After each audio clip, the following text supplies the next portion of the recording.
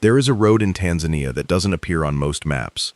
It cuts through a landscape so old and so indifferent to human presence that cycling it alone feels less like an adventure and more like a confession, an admission that you are very small and the world is very large, and not everything in it has agreed to tolerate you. The road is red, red dust, red clay, red laterite stone that splits open in the dry season like the surface of Mars. On either side, the acacia trees stand at intervals precise enough to seem deliberate, as though something planted them there long ago as markers, warnings, or monuments to patience. The grass between them is tall and pale gold, the kind of grass that hisses when the wind moves through it and swallows sound the way deep water swallows light. This is the interior, not the Tanzania of safari brochures and mountain silhouettes, not Kilimanjaro, not Serengeti, the other Tanzania, the one that waits behind the postcard. Her name is Marin. She is 31 years old. She has been cycling for 4 months. She started in Nairobi with a loaded touring bicycle, 2 rear panniers, a handlebar bag, a tent she could set up in under 4 minutes, and an amount of determination that people who know her describe as, depending on how they feel about her, inspiring or alarming. She has crossed the border at Namanga. She has pedaled through Arusha and turned south when most people turn east or west. She has been chased by dogs in 3 different villages, propositioned by a truck driver, helped by a family who gave her mandazi and sweet black tea, and let her sleep in their yard on a woven mat under a mango tree. She has fixed 7 punctures. She has cried twice, both times at sunrise, both times for reasons she hasn't fully worked out. She is not lost. She has a GPS unit and a paper map that she cross-references every morning. She is not reckless. She wears a helmet. She carries 2 liters of water minimum at all times. She is not, by the standards of cycle touring, doing anything unusual. It is the landscape that is unusual. It is the animals that are unusual. And on this particular morning, it is what comes around the bend in the track that is unusual, and enormous, and furious, and already moving.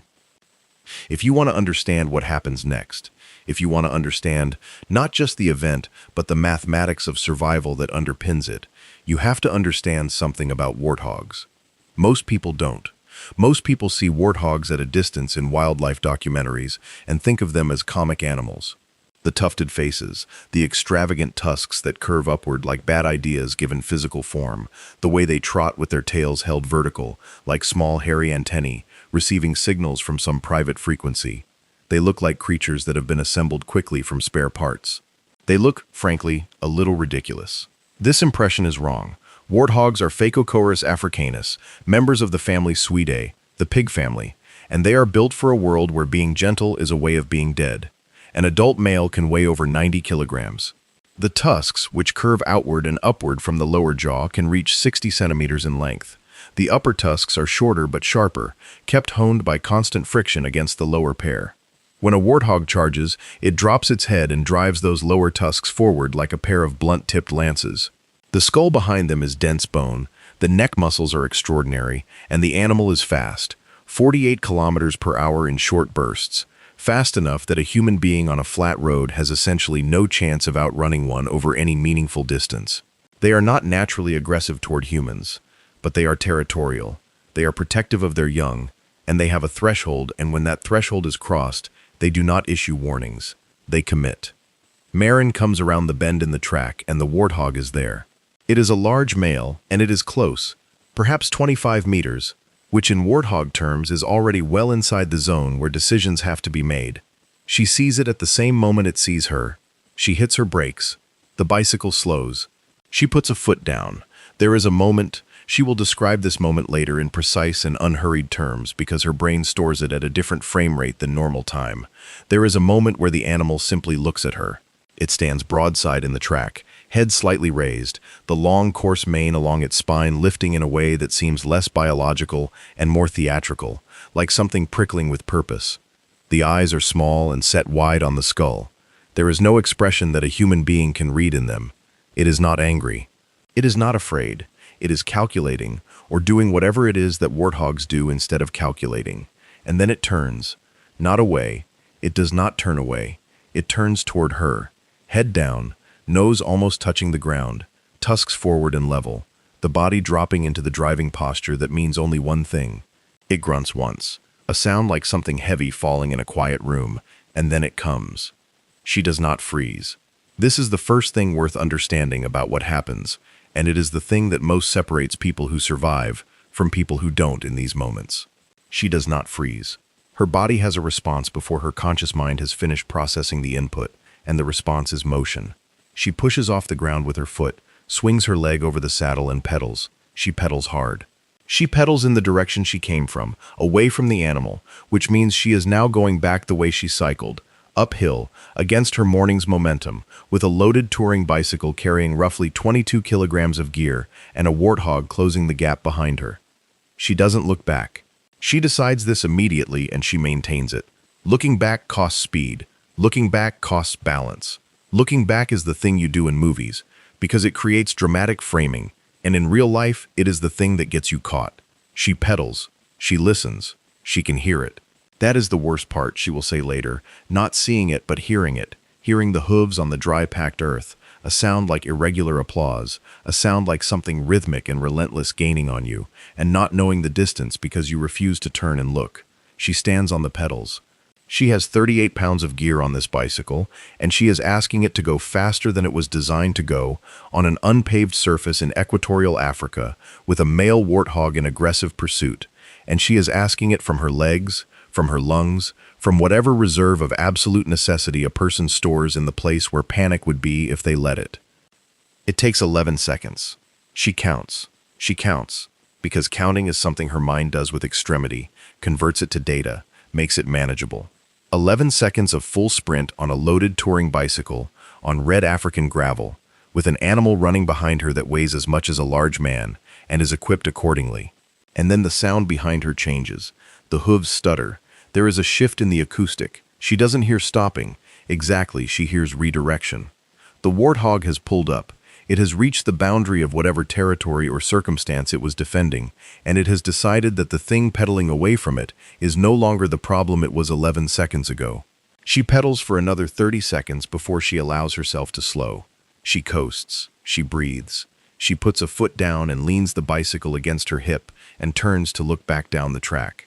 The Warthog is standing in the middle of the road, head still low, watching her. Then it loses interest. It turns. It trots off into the grass with its tail in the air. It disappears.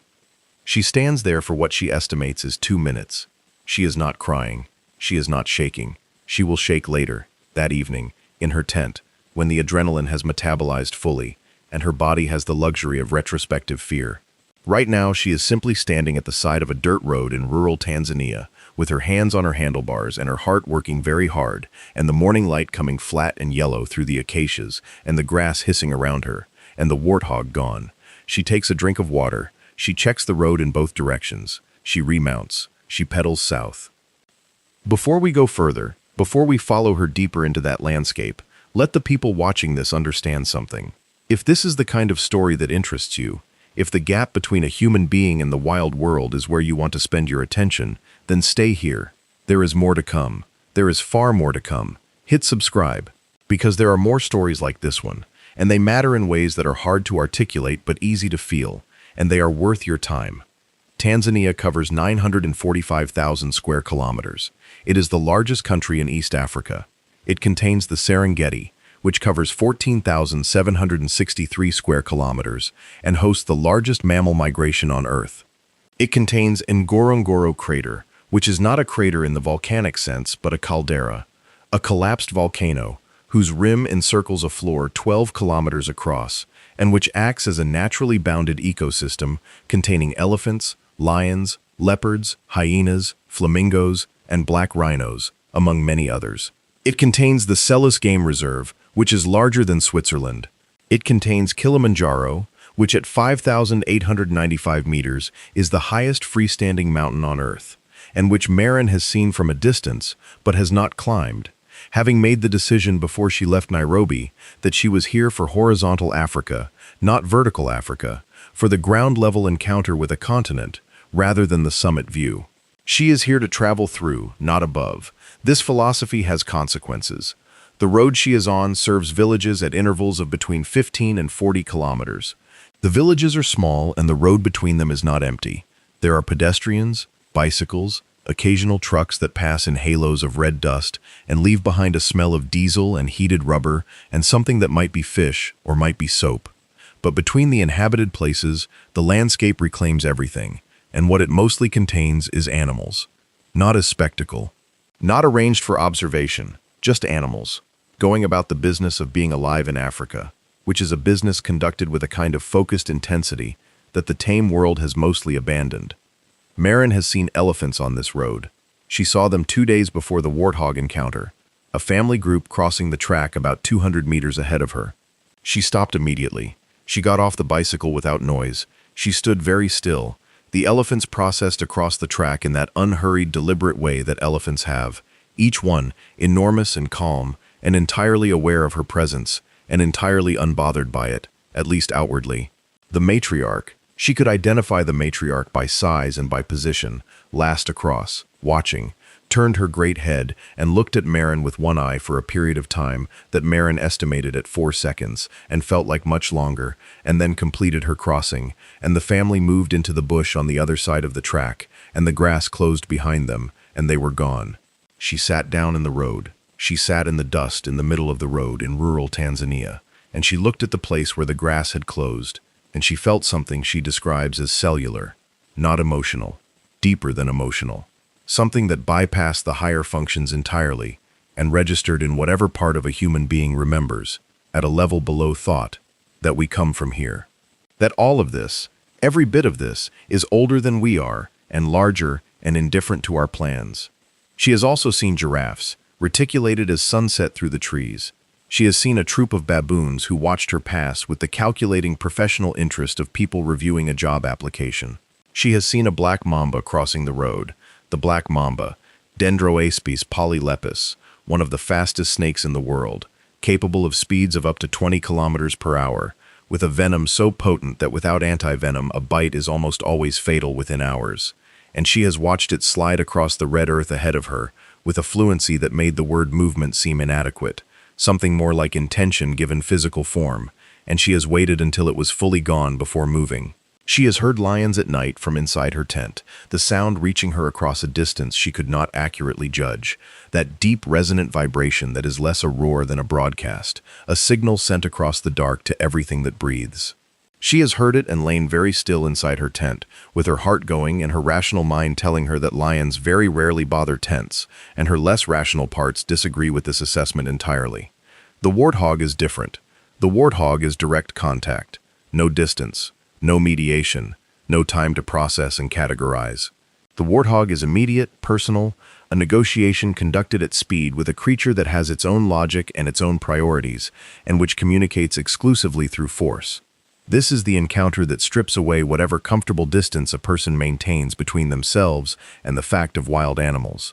Not the elephants, magnificent and slow and self-possessed. Not the mamba, lethal and lateral and gone. The warthog. Because the warthog came for her. The warthog made her move. The warthog put her inside the food chain rather than beside it. She camps that night beside a dry riverbed. The riverbed is a wide white scar in the landscape, broad and sandy and waterless now, but carrying in its carved-out banks the evidence of what happens here when the rains come, the undercut clay, the twisted roots of trees that reach down into the bank face like arthritic fingers, the channels and braids left by moving water. There is no water in it now. She filters the water she carries from the village she passed through at midday, a village where a woman filled her bottles from a plastic jerry can and a child touched the bicycle's rear derailleur with one finger and looked at her with an expression of pure curiosity, unspoiled by any social instruction to hide it. She cooks rice and lentils on her small stove. She eats, sitting outside the tent with the dark coming in from the east, the way darkness does in Africa, faster and more complete than in temperate places, the sky going through its sequence of orange and purple and red, and then suddenly, fully, black, and the stars arriving not one by one, but all at once, as though they were always there, and someone simply turned off the lights. She sits with her food and the stars, and she thinks about the warthog. What she thinks about is the gap between the version of herself that was sitting on this bicycle 4 months ago in Nairobi, looking at a map of East Africa, and deciding she would ride south through Tanzania, because it was there and she could, that version, with its plans and its equipment lists and its logistical confidence, and the version of herself that was on a red dirt road this morning with an animal behind her that had already decided how this would end if she made one wrong choice. She is not traumatized by the gap, she is interested in it. This is her character, not to be shaken by the experience, but to examine it while shaking, to hold the fact of it up to the light and turn it over, and notice what it reveals about the texture of being alive. What it reveals, she decides, eating rice and lentils beside a dry river in the dark, is that the world is genuinely dangerous and genuinely beautiful, and that these two qualities are not separate things. They are the same thing. They are the same single quality expressed in different registers, and the only way to access the beauty fully is to be close enough to the danger that it's real. She writes this in her journal. She writes it in the precise, slightly formal handwriting she uses in the field, different from her everyday handwriting, as though she is taking notes on something that matters and wants to be accurate. Then she climbs into her tent and listens to the dark for a while, and then she goes to sleep. Warthogs live in sub-Saharan Africa, across a range that extends through 25 or more countries. They inhabit savannas, grasslands, woodlands, and the agricultural margins where wild land meets human settlement, which is a zone of particular interest because it is where the terms of coexistence are still being negotiated and neither party is fully certain of the rules. They are not endangered. Their conservation status is least concern, which means the species as a whole is not under the kinds of pressure that require emergency intervention. But least concern is a category applied to populations, not to individuals. And for the individual warthog standing in a track in rural Tanzania on a Tuesday morning with a cyclist suddenly appearing around a bend, the population statistics are completely irrelevant. They are primarily grazers, moving through their territories in small family groups called sounders, typically a female and her piglets, or bachelor groups of males, or solitary males of breeding age. They are diurnal, active during the day, which means they are operating on the same clock as Marin, in the same hours, in the same light, on the same roads that serve as efficient travel corridors through dense grass for any animal willing to use them. This is one of the things that makes cycling through wild land fundamentally different from driving through it. A vehicle puts you behind glass and steel. It encases you in a physical and acoustic bubble that mediates everything between you and the world outside. A bicycle does not. A bicycle puts you in the air. Your smell is in the air. Your sound is in the air. You are not behind anything. You are just a slow-moving mammal on a machine, out in the open, in Africa, in the morning, on a red dirt road, and everything else out here is registering your presence in real time.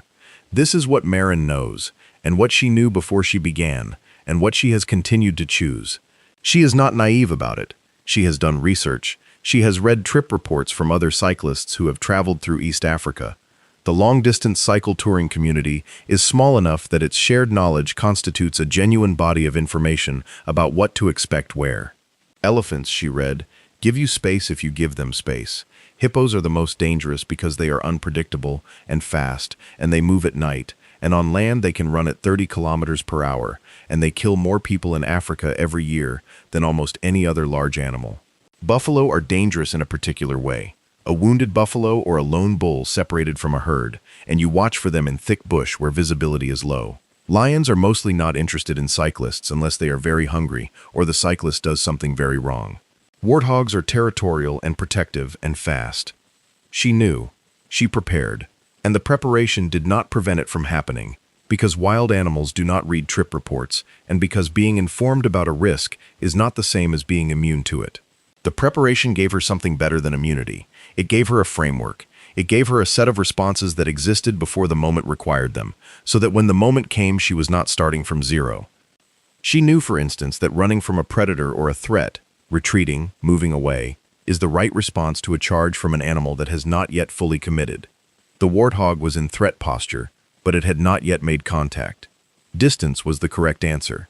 More distance, fast, and maintain it. She knew that turning in a circle or trying to face the animal down from so close would not help, that the bicycle was not a shield it could not penetrate, that the only thing she had in her favor was a machine that could move at least as fast as the warthog in the first few seconds, if she could get it moving fast enough. She pedaled. The knowledge converted to action, at speed, without thought. This is the best thing preparation can do, not to prevent the encounter, but to inhabit you so completely that when the encounter comes, you are already responding, while your brain is still catching up. The villages Marin passes through have names she writes phonetically in her journal because she is not always certain of the official spelling. She passes through places of red mud walls and tin roofs and banana trees and bright-colored congas drying on lines and small shops selling Coca-Cola and cooking oil and mobile phone credit. She passes through places where children chase her bicycle for 100 meters, screaming with delight, trying to touch the panniers as they pass. She passes through places where the elders sit in the shade of trees in plastic chairs and watch her with a composed interest that suggests she is not the first peculiar thing to have passed through and will not be the last. She passes through a place where a man on a bicycle, a heavy black utility bicycle with no gears and wide tires, and a carrier rack piled with goods, tied down with bungee cords, rides beside her for 3 kilometers and tells her, in precise, measured English, that he studied accounting in Dar es Salaam, and that he has considered cycling to Zambia one day, and that he is curious whether she finds the road difficult. She says she finds it honest. He considers this and says he understands exactly what she means. Tanzania gained independence from British colonial administration in 1961 under Julius Nyerere, who led the country for decades with a philosophy called ujamaa, familyhood, a form of African socialism that emphasized collective welfare and rural development. It unified Tanganyika and Zanzibar into a single republic in 1964, an unusual political arrangement that has held, with various tensions, for 6 decades. It has a population of approximately 63 million people. It is predominantly Christian in the mainland interior, predominantly Muslim on the coast and in Zanzibar. It has 40-plus ethnic groups, of which the Sukuma are the largest, and over 100 languages, with Swahili and English as the official languages. It is one of the poorest countries in the world by GDP per capita, and one of the most biodiverse countries on Earth, which are facts that exist in a relationship that is not coincidental. The land Marin is cycling through is not wilderness in the sense of being uninhabited or unused. This is a critical distinction. She is not in a national park, not in a game reserve, not in a protected zone with defined boundaries and ranger stations. She is in the working rural landscape of Tanzania, which is simultaneously human and wild, which is farmed in places and grazed and logged and crossed daily by people on foot carrying things, and which is also, in the spaces between all of this, inhabited by animals that have lived here longer than any human institution, and that continue to function according to their own calendars and territories and requirements, regardless of what the administrative boundaries say. The Warthog did not know it was outside a reserve. It was simply in its territory, on its road, on its morning, and something came around the bend and it responded. This is the thing that gets lost in the safari experience, which is a magnificent thing in many ways, but which is also, by its nature, a mediated thing. You are in a vehicle. The animals have become habituated to vehicles to various degrees. You are watching from an elevated platform with a camera and a guide who can contextualize everything you see, who can tell you this is the elder female who lost a calf to lions in the dry season, who can tell you the charging male is in must and will pull up before he reaches the vehicle, who can tell you all of this because they have spent years building a scaffold of knowledge around these animals that makes them comprehensible. Marin has no guide, she has no vehicle, she has no scaffold, she has herself, on a bicycle, on a road, in Africa, and everything she encounters directly. This is the deal she made. This is the trip she chose. On the 4th day after the Warthog encounter, she arrives at a river.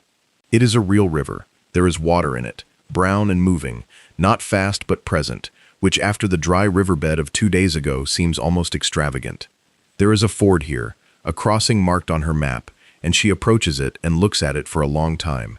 The water is maybe 40 meters wide at the crossing point, and she cannot see the bottom, and there are 2 baboons on the far bank watching her with the professional-grade attention of animals who have seen humans do things before and find them generally instructive.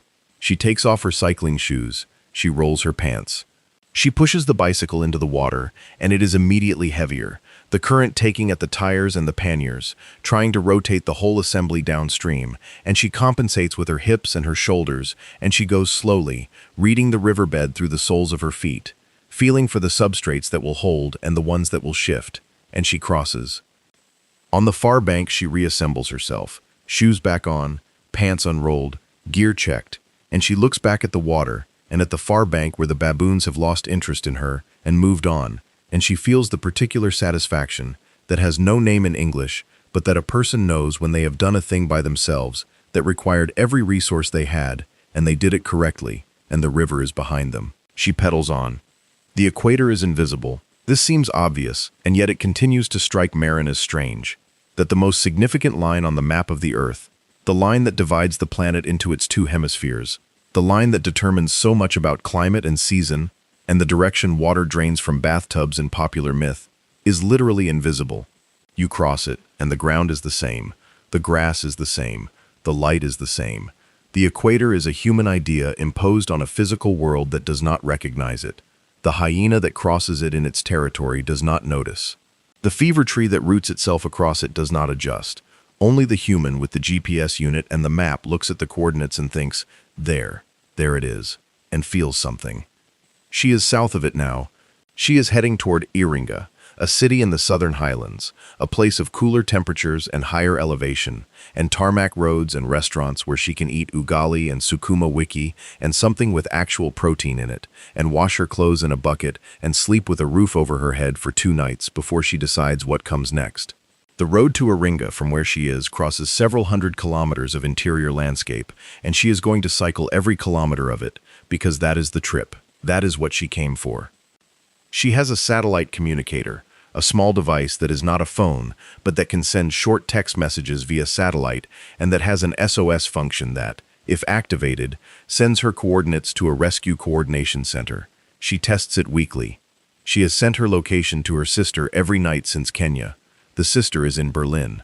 The sister receives these coordinates every evening and plots them on a map and texts back a single emoji, usually a green circle, sometimes a thumbs up. Once, memorably, a warthog, because Marin had described the encounter in a satellite message of 3 sentences, which is about the limit of what the device comfortably allows. The sister is not a worrier in the overt sense, but she is systematic, and her systematic daily checking of the coordinates is a form of love, and Marin knows this, and it matters. She is thinking about this, about the sister in Berlin with the map and the emoji, about the distance between one person watching coordinates move on a screen and another person generating those coordinates on a red road in Tanzania. She is thinking about this when she crests a low rise in the road, and there, spread in the valley below her, is a sight that makes her stop the bicycle without touching the brakes, purely by ceasing to pedal. Zebras, 100 of them, maybe more, spread across the valley floor in the loose aggregation that zebras use. Not a herd exactly, more a neighborhood, individuals and small family groups maintaining their own space within a larger proximity that offers safety in numbers. They are black and white against the gold and green of the valley, each one a statement of pattern, and the light is coming from the west at a low angle in the late afternoon, and it catches the dust they raise as they move, and the dust becomes amber and gold around them, and the whole valley is full of this amber light, and these black and white animals, and the grass going pale gold, and the acacias casting long shadows east, and the sky above, all of it going from blue to something between blue and the first hint of what will become orange in an hour. She stands over her bicycle at the top of the rise, and she looks at this for a long time. There is no one else on the road. There is no sound, except the grass and the distant sound of zebras, a sound that is somewhere between a bark and a bray, a sound that has no equivalent outside of itself. She does not take a photograph immediately. She stands there and she lets it register on the actual instrument of her body before she reaches for the camera, because she has learned on this trip that the photo is easy, and the actual seeing is hard, and the actual seeing is what you came for. Then she takes the photograph. It is a good photograph. It is the photograph she sends her sister that night, with a satellite message that says, "Valley full of zebras, golden light, this is why." And the sister responds with 4 emojis, a zebra, a sun, a bicycle, and the green circle, which covers it, more or less. She stays in Iringa for 3 days rather than 2, because on the 2nd day she gets a stomach bug. Not serious, not dangerous, but incapacitating in the particular miserable way that gastrointestinal illness in the field is incapacitating, which is completely and humblingly and without warning at inconvenient times. She drinks oral rehydration solution and eats plain rice, and sleeps in her accommodation with the fan running, and reads on her phone, and is, for 36 hours, very ordinary and quite unhappy. On the 3rd day she is better. She washes everything. She does a full maintenance check on the bicycle, chain, brakes, cables, tires, the rear rack, which has developed a slight wobble on the right side that she addresses with a spare bolt. She eats a large meal. She looks at the map. She decides she will go south toward the Ruaha, because the Ruaha National Park is there, and the greater Ruaha landscape around it is one of the largest ecosystems in Africa, and she will not go into the park because the park requires fees and a vehicle and has rules about cycling, but the landscape around it is different. The greater Ruaha landscape is what conservation biologists call a wildlife corridor, a zone where protected areas are connected by the movement of animals through unprotected land. It is a concept that sounds bureaucratic and is in fact alive in the most literal sense. Animals do not recognize park boundaries. Elephants follow ancient migration routes that predate any map. Lions hunt territories that extend beyond any fence. The landscape between and around the parks is not wilderness in the protected sense, but it carries wild things in it, through it, along it, and the boundary between the inside of the park and the outside is permeable in both directions. This is the land Marin is heading into. She is 3 days south of Iringa when she has the second encounter. This one is different in kind from the Warthog, slower, quieter, more ambiguous in its danger. She is cycling in the early morning, 6:30, the light still fresh and the air still holding a residue of the night's cool, and she comes around a long, slow bend, and there is an elephant on the road. A single elephant, a bull, large, tusked, alone, which is the configuration that carries the highest statistical risk. He is standing in the road facing away from her, and at the moment she comes around the bend, he is already turning, already having registered her approach through vibration or scent before she registered him visually, and they are now looking at each other from a distance she estimates at about 40 meters. The elephant spreads his ears. This can mean threat or assessment. Ears spread can be a mock charge display, or it can be the precursor to an actual charge. The difference, from 40 meters, is not immediately obvious. She stops. She does not move. She does not make noise. She makes herself as small and non-threatening as a person with a loaded touring bicycle can make themselves, which is not particularly small, but intention counts for something, and stillness counts for more. The elephant looks at her. She looks at the elephant. The elephant's trunk is raised slightly at the tip, reading the air. His tail swings once. He shuffles his feet. He is deciding. She is also deciding, but she has decided to let him decide first, because she is 40 meters away, and there is enough distance that if he commits to a charge, she has several seconds on a bicycle going downhill, and she is at the top of a very slight downhill, is something. He does not charge. He makes a sound, a low rumbling that she feels in her chest cavity before she hears it, and he turns, slowly, and he walks off the road and into the bush on the left side. He walks with the ponderous, deliberate dignity of very large old things that have never needed to hurry because nothing has ever been fast enough to matter. The bush swallows him. She waits 3 minutes. She cycles forward slowly. She passes the place where he left the road, and she can see the broken branches and the pressed grass where he went, and she keeps going without stopping, and she does not breathe fully until she is 400 meters past that point. She will say later that the elephant was the encounter that frightened her most, more than the warthog, and this surprises people who hear the story, because the warthog charged and the elephant did not, and in the popular imagination, a charge is more frightening than a standoff. But she explains it like this. With the warthog, the physics were clear. It came, she moved, she was faster, the distance opened, it stopped. Cause and effect, legible and navigable. With the elephant, the physics were never clear. The elephant could have charged and reached her before she covered the distance needed, and she would not have survived that. The elephant was making a decision that she could not influence, could not negotiate, could not understand from the inside. She was entirely at the mercy of whatever the elephant decided, and what he decided was to leave. But he could have decided differently. And the fact that it went well tells her nothing about whether she did the right things, because she might have done all the same things and he might have decided differently, and that's the part that stays with her. The part that she can't control. This is the truth at the center of everything she is doing. The planning, the preparation, the research, the GPS, and the satellite communicator, and the medical kit, and the 7 spare inner tubes, and the journal, and the sister in Berlin tracking the green dot. All of this is an attempt to put probability on her side, to maximize the chances of good outcomes. And it works, in the aggregate, over time, at the population level, but in any specific moment, On any specific stretch of red road, the elephant is still making his own decision, and you are not party to the reasoning. She reaches the southern highlands in late August. The air changes, cooler, thinner, with an edge that is almost alpine after the lowland heat. The vegetation changes. The road changes, the red dust replaced by a darker soil, and then, after several days, by the first tarmac she has ridden on in weeks.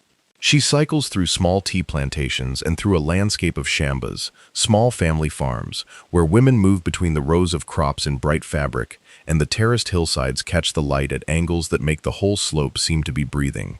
She passes a school where the children come out to the fence at break time and shout questions at her. Where are you from? Where are you going? Do you have a husband? Do you like Tanzania? And she answers in the order the questions arrive, not always to the same child who asked, because the questions are coming from everywhere at once, and the children find this so amusing that eventually they are not asking questions anymore, just laughing, and she cycles away from their laughter with it fading behind her and her own face warm with something she doesn't immediately have a word for. She has been on the road now for 5 months. She is thinner, her legs are different, not just stronger but structured differently, the muscles rearranged around priorities that weren't there 5 months ago. Her hands have calluses in specific places from the handlebars. Her face is permanently dark at the cheekbones and forehead where the sun has reached below her helmet. She has a way of looking at a road, any road, ahead of her, estimating grade and surface and the probability of shade at intervals. That has become automatic and unremarkable to her, but that a person watching her from a vehicle or from the roadside would notice as something focused, something professional. She has become good at this. She has become a person who cycles through Tanzania, which is a specific skill set and a specific mode of being, and she has acquired it the only way anyone acquires anything real, which is by doing it continuously until it is what she is. The warthog is still there, in her mind. Not as trauma, she will tell people, not traumatized by it, but as a reference point. A before and after. Not before and after the encounter itself, but before and after the moment on the far side of it, standing on the road, heart high in her chest, watching the grass close where the animal went. Before that moment, she knew intellectually that this landscape was dangerous. After that moment, she knew it in her body. And the body knowing changes you. It doesn't make you afraid of the landscape. It makes you accurate about it. It strips away the comfortable fiction that you are a visitor to the wild, rather than a participant in it. You are not behind glass. You are out here, in the air, in the light, on the same road as everything else that lives in this landscape. And the landscape does not make exceptions for you, because you have a GPS unit and a helmet and a satellite communicator and a sister tracking your coordinates from Berlin. This is not a criticism of her or of the choices she made. This is a description of what those choices mean. To be out here, in this way, is to choose accuracy over comfort. It is to trade the mediated experience for the direct one. It is to say, I want to know what this actually is, not what it looks like from a safe distance. And what it actually is, she has found, is extraordinary, extraordinarily beautiful, extraordinarily difficult, extraordinarily alive, in the sense that every moment in it is awake in a way that life back home. She is from Denmark.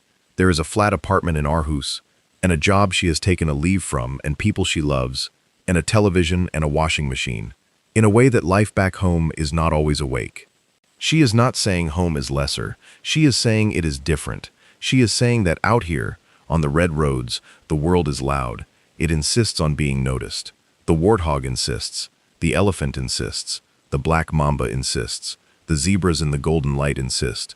The river you have to cross with your shoes off and the current pulling at your panniers insists.